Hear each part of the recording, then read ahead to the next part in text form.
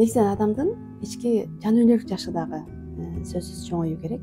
Адамдын сырткы денебиз чоңоюп аткан кезде биздин жан дүниелик тараптан дагы жан дүйнөбүз анда басылып калуудан, сырттагы чөйрөнүн басып коюусунан адамдын психологиялык жашы өспөй калат десек болот да.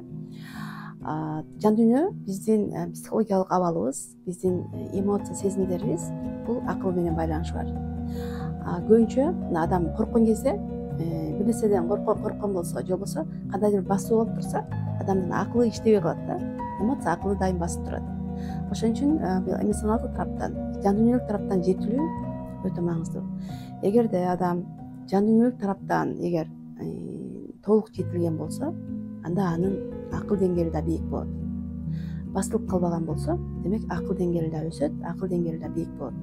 Ал эми акыл деңгээли бийик адамдар, алар Кудайды табууда дагы чыныгы Кудайды таба алат. Көбүнчө байлангандар, булар ички тараптан басылып калган адамдар көбүнчө бир адамга байланат да. Мисалы, өзү тамак жей албайт, же болбосо жалгыз көчөдө жүрүүдө дагы сарпты жалат болот да. Өзүн жарты адам катары сезет да.